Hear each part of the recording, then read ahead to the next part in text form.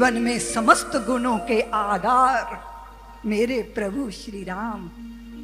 उनका नाम लेते ही हृदय आनंद से भर जाता है। बाबा ने तो कहा कि भाए कुभाए अनक आलस हो। तुम बेमन से जहर खाओगे तो ऐसा नहीं कह सकते कि हमारा तो मन नहीं था, जबरदस्ती खिला दिया, देखो तो भी हम मर रहे हैं। अगर जहर की एक बूंद बेमन भी खाओगे तो मर जाओगे, और अगर अमृत की एक बूंद बेमन खाओगे तो तर जाओगे। भाए कुभाए अनक आलस हो। इसलिए अपने जीवन की चर्या में राम, प्रातः स्मरण में क्या होता है आपकी प्रातः जब होती है, जब प्रातः आंखें खुलती हैं तो क्या आता है ध्यान में देवियों? क्या आता है? क्या देखती हो, क्या सोचते हो? जैसे ही शैया में आंखें खुली तो सबसे पहले भारत के प्रभात का प्रथम स्वर है श्री राम। राम राम कह के हम आपस में मिलते, राम राम जी, राम राम जी, जय श्री राम जी। घुटनों का दर्द हो या मन की पीड़ा हो, औषधि तो एक ही है, और वो है राम का नाम। राम एकता पसती तारी, और नाम ने तो कोटि कोटि खलों की मति को सुधार दिया है। राम नाम अपराजित पौरुष का प्रतीक। भारत में लोग हमसे पूछ रहे थे, श्री राम जन्मभूमि का आंदोलन चल रहा था और आज भी कुछ राजनीतिज्ञ लोग प्रलाप में लगे हुए हैं वोटों की राजनीति के लिए। राम के होने का प्रमाण दो। हमने कहा राम नहीं है नारा वो विश्वास है, भौतिकता की नहीं दिलों की प्यास है। राम नहीं मोहताज किसी के झंडों का, सन्यासी साधु या संतों पंडों का।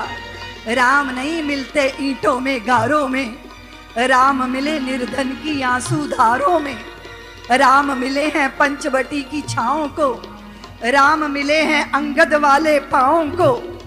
राम मिले हैं वचन निभाती आयु को, राम मिले हैं घायल पड़े जटायु को। राम मिले हैं मर्यादा में जीने में, और राम मिले हैं हनुमान के सीने। अगर दृष्टि हो तो देखो, राम मिले तटों में वनवासों में, राम मिले हैं केवट के विश्वासों में। राम मिले अनसुईया की मानवता को, राम मिले सीता माँ की पावनता को। राम मिले हैं ममता की माँ कौशल्या को, राम मिले हैं पत्थर बनी अहल्या को। राम नहीं मिलते मंदिर के फेरों में, राम मिले शबरी के झूठे बेरों। जहां सौमनस्यता है, जहां अर्पण है, जहां समर्पण है, जहां पवित्र चित्तवृत्ति, वहीं राम। दृष्टि चाहिए राम को देखने की। भगवान के इस रामचरितमानस का चिंतन करते, लेखन करते बाबा तुलसीदास गोस्वामी जी महाराज ने न जाने कितने लोगों की वंदना की है देवियों। बंदौ संत असज्जन चरणा, दुख प्रद उभाया बीच कछुवर। आप देखो, जब आप किसी श्रेष्ठ कार्य के लिए निकलो तो सबसे पहले वंदना करो, पूजो चरण। किसके पूजो? गुरु के, पिता के, माता के, संतों के, सज्जनों के। उन्होंने प्रथम महिषुर के चरण पूजे। महिषुर जानती हो? महिषुर, ये धरती को मही बोलते हैं, और जो इस धरती के देवता हैं वो ब्राह्मण हैं, जिनकी प्रज्ञा में वेद विराजे हैं, जिनके आचरण में पावनता विराजी है, जिनकी चर्या में अनुशासन विराजा है। ऐसे महिषुरों का उन्होंने वंदन किया, संतों का वंदन किया, उस ब्राह्मण का वंदन किया जो ब्रह्म में विराजमान है, जिसके जीवन में मर्यादा है ना।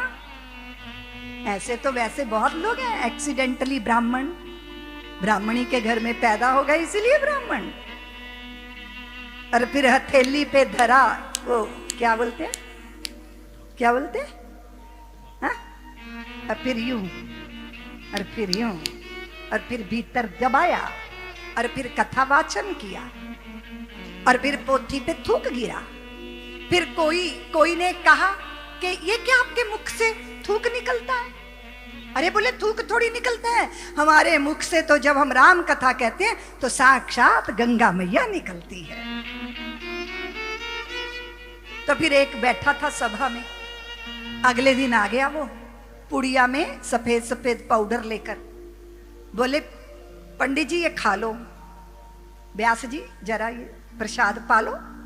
अरे बोले ये कैसा प्रसाद है पुड़िया में बंधा हुआ, ये चूरमा भी नहीं लग रहा सत्यनारायण कथा का, ये कैसा प्रसाद है?